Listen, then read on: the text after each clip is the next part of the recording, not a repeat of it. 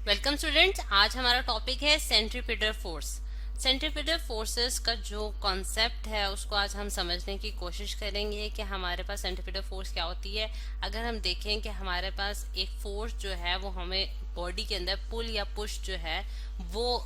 Produce करने के काम आती है, या फिर उसको पुल करती है या पुश करती है, ठीक है। यानी कि उसकी पोजीशन को चेंज करती है एक पॉइंट से दूसरे पॉइंट तक, ठीक। यानी कि अगर कोई हमारे पास बॉडी है जिसका मास m है, तो उसमें अगर हम देखें तो फोर्स अगर उसके ऊपर अप्लाई की जाए तो उसमें एक एक्सेलरेशन प्रोड्यूस होती है, जो कि अगर हम फोर्स की वैल्यू देखें तो हमें सेकंड लॉ से पता है चलता है कि वो F is equal to ma के बराबर आती है, ठीक। अब ये जो एक्सेलरेशन है स्टूडेंट्स, हमने इससे पहले तक जो है वो लीनियर एक्सेलरेशन की बात की हुई है, यानी कि जिसे हम ट्रांसलेटरी एक्सेलरेशन भी कह सकते हैं, कि यानी कि एक डायरेक्शन में नॉर्मल स्ट्रेट लाइन पाथ में जो एक्सेलरेशन बॉडी प्रोड्यूस करती है। और एक्सेलरेशन जो है वो बेसिकली हमारे पास क्या है, rate of change of velocity है, ठीक। लेकिन अब क्योंकि सेंट्रीपिटल का कॉन्सेप्ट हमने समझना है, और सेंट्रीपिटल का कॉन्सेप्ट जो है वो सर्कुलर मोशन से निकला है, यानी कि जब हम किसी बॉडी जो कि एक सर्कुलर पाथ फॉलो कर रही हो तो उसके लिए हम ये वाला जो कॉन्सेप्ट है इसको देखते हैं। कि अगर हम देखें कि हमारे पास सेंट्रीपिटल फोर्स, हमारे पास एक वो फोर्स है जो कि किसी बॉडी पे एक्सर्ट होती है कि जो उसको उसके स्ट्रेट लाइन पाथ को जो है वो सर्कुलर पाथ में कन्वर्ट कर देती है, यानी कि उसको बेंड कर देती है कि वो सर्कल में जो है वो मूव करना शुरू कर जाए, ठीक। जिस तरह से अगर हम देखेंगे यहाँ इस केस में आपको दिखाया जा रहा है कि हमारे पास जो अगर बॉडी जिस तरह से, जिस ये मैं इसको ब्लैक कलर से शो करने जा रही हूँ स्टूडेंट्स, ये हमारे पास फॉर एग्जाम्पल एक बॉल है, और बॉल को जो है वो मैंने एक एंड से यहाँ से उसको मैंने पकड़ा हुआ है और उसको जो है मैंने एक स्ट्रिंग के साथ अटैच कर दिया है, ठीक है। और अगर उस स्ट्रिंग को मैं जो है मूव कराना शुरू करती हूँ in the form of a circle, तो वो फोर्स जो कि मैं उसके ऊपर इनवर्ट डायरेक्शन में उसके ऊपर जो लगा रही होंगी, एक मैकेनिकल में पुल जो उसके ऊपर लगा रही हूँ स्टूडेंट्स,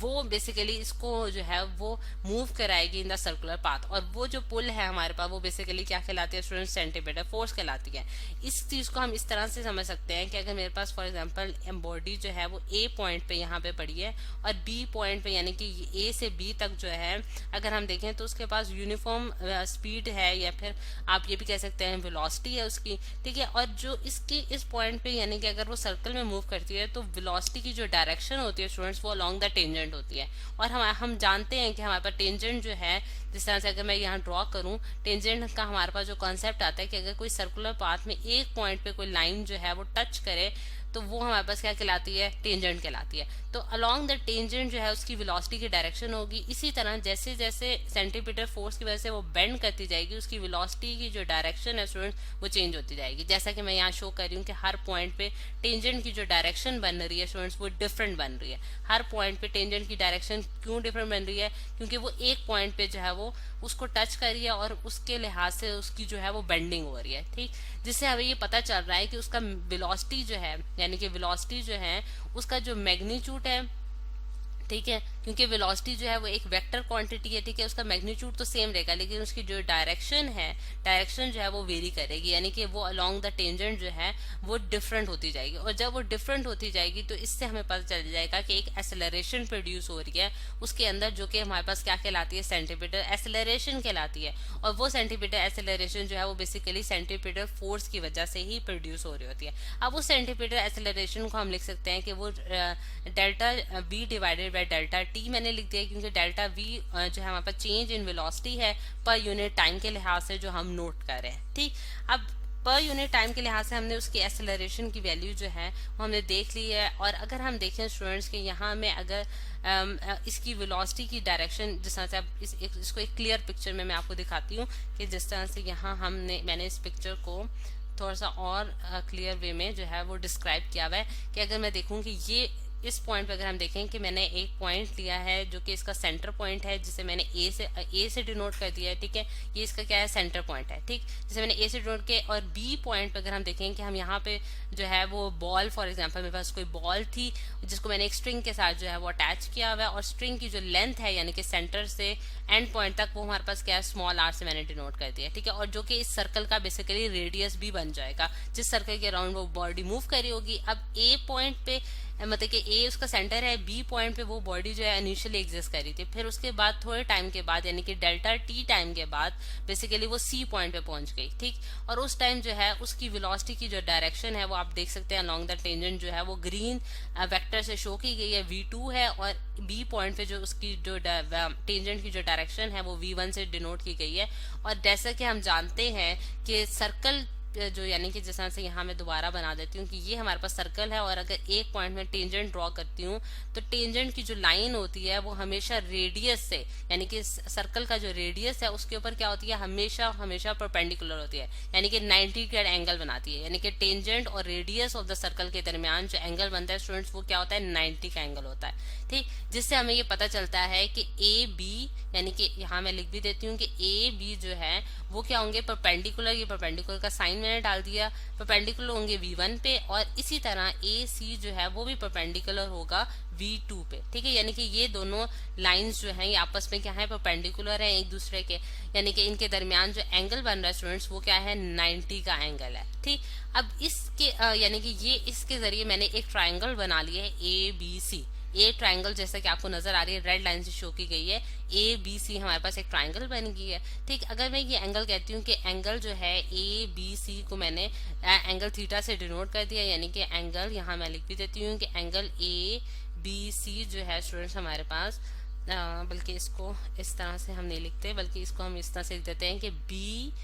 ए सी जो मेरे पास एंगल है स्टूडेंट्स वो मेरे पास किसके बराबर है, थीटा के बराबर है। मैंने उसको जस्ट एक जो है नाम दे दिया है कि ये एंगल हमारे पास क्या है, थीटा एंगल है, ठीक। अब इस बिल्कुल इसी चीज को पैटर्न को फॉलो करते हुए हम एक और ट्राइंगल बनाते हैं। बेसिकली हम करना ये चाह रहे हैं स्टूडेंट्स कि हम लोग सेंटीपीटल फोर्स की वैल्यू कैलकुलेट करना चाह रहे हैं, जिसे सेंटीपीटल फोर्स की वैल्यू कैलकुलेट करना चाह रहे हैं, और दूसरा हम ये भी देखना चाह रहे हैं कि हमारे पास जो सेंटीपीटल एक्सेलरेशन प्रोड्यूस होती है सेंटीपीटल फोर्स की वजह से उसकी क्या वैल्यू होगी। ये दोनों चीजें आज हमने देखनी है, तो इसकी कैलकुलेशंस के लिए हम बेसिकली ये वाले जो मेथड्स हैं ये इनको फॉलो कर रहे हैं। अब अगर हम देखें स्टूडेंट्स कि मैंने ये जो ट्राइंगल की बात की है, यानी कि बी ए सी जो मेरे पास ट्राइंगल है इसके अकॉर्डिंगली मैंने एक और ट्राइंगल यहाँ बनानी है, जैसे कि मैं आपको दिखाती हूँ कि अब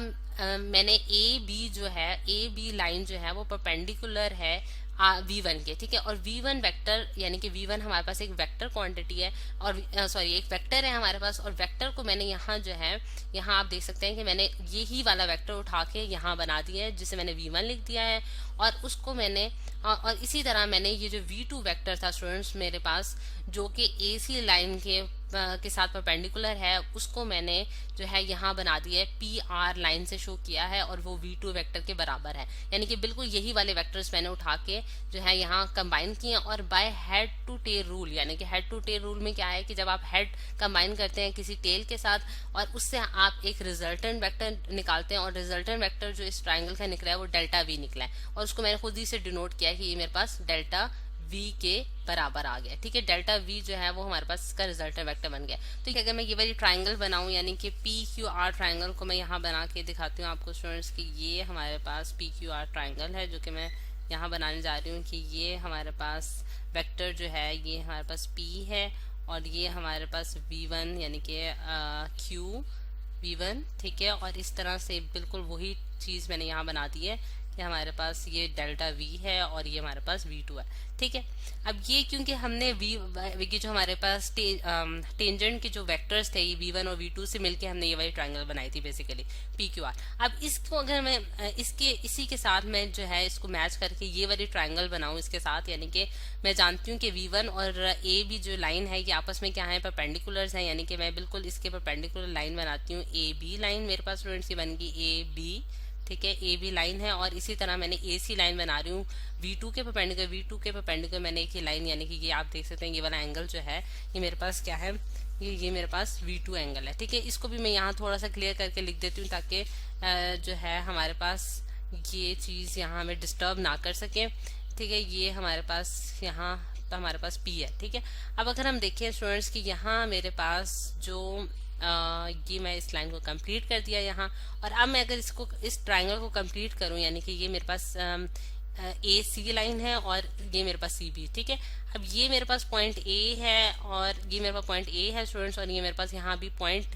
यानी कि ए पॉइंट और पी पॉइंट को मैंने बेसिकली एक जगह पे कंबाइन कर लिया। तो ये जो मेरे पास एंगल बन रहा है स्टूडेंट्स, ये एंगल और ये एंगल क्या बन जाएंगे, वर्टिकल एंगल्स बन जाएंगे, यानी कि ये भी थीटा एंगल हो जाएगा और ये भी थीटा एंगल हो जाएगा। जिससे मुझे पता चलता है कि इन दोनों एंगल्स के जो मतलब ये जो दो एंगल्स बन रहे हैं, यानी कि यहाँ मैं अगर लिखूं कि मेरे पास एंगल जो है आर पी क्यू एंगल जो है वो मेरे पास बराबर आया है किस एंगल के, एंगल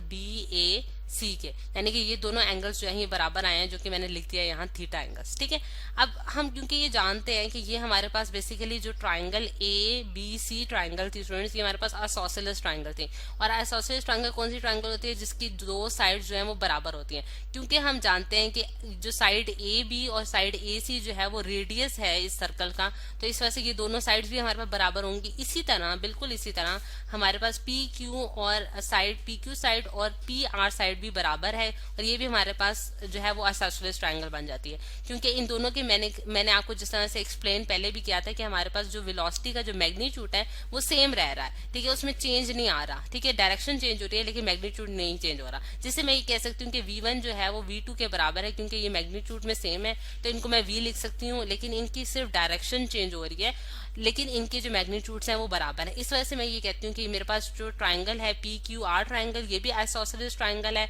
और इसी तरह ट्राइंगल जो है ए बी सी ट्राइंगल जो है वो भी हमारे पास आइसोसेलेस ट्राइंगल है। अब आइसोसेलेस ट्राइंगल स्टूडेंट्स उस वक्त जो है वो सिमिलर हो सकती है, यानी कि ट्राइंगल मेरे पास ए बी सी ट्राइंगल जो है वो कब बराबर होगी, ट्राइंगल पी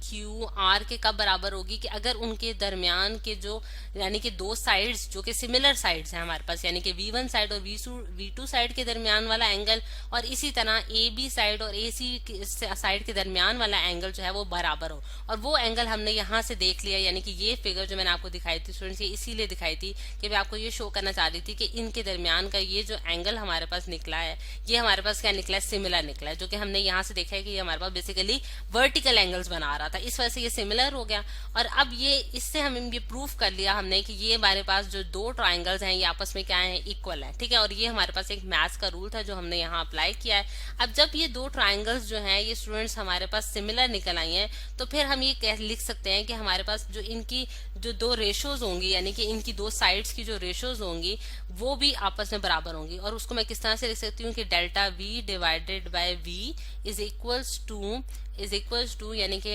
अगर मैं यहाँ से आपको दिखाती हूँ कि delta V divided by V मैंने लिखा है, और is equals to B C, यानी कि B C side divided by R. ठीक है, यानी कि आप देख सकते हैं कि यहाँ मैंने ये क्या किया है कि मेरे पास डेल्टा वी यानी कि दो साइड्स की रेशो ले लिया, एक delta V divide by V. यहाँ मैं v1 भी लिख सकती थी क्योंकि v1 v2 के बराबर है और उसको मैंने v से डिनोट कर दिया है, तो मैंने delta V divide by V लिखा है और B C divided by R लिखा है। ठीक है, ये मेरे पास स्टूडेंट्स हमारे पास एक मैंने रेशो जो है दो साइड्स की देखी है और वो मेरे पास बराबर होगी क्योंकि मेरे पास जो है वो ट्राइंगल जो है वो इक्वल है। अब अगर हम एक अप्रोक्सीमेशन यूज करते हैं स्टूडेंट्स कि हमारे पास जो बी सी है वो अप्रोक्सीमेटली इक्वल्स टू, यानी कि ये जो बी सी लाइन है ये approximately equals to B C curve के बराबर है। क्योंकि ये मैंने आपको देखा है, जैसा कि आप देख रहे हैं इस फिगर में, कि हमारे पास जो सर्कल है उसका तो आर्क लेंथ है, एक आर्क लेंथ है और एक स्ट्रेट लाइन पाथ है जो कि रेड लाइन से शो किया गया, और एक आर्क लेंथ है जो कि ग्रीन लाइन से शो कर दिया मैंने आप। ठीक है, अब ये दोनों कब बराबर हो सकते हैं कि अगर हम जिस टाइम के लिए नोट कर रहे हैं, यानी कि जिस टाइम के लिए हम ये नोट कर रहे हैं कि पार्टिकल या फिर कोई बॉडी जो है वो बी से सी तक पहुंच रही है,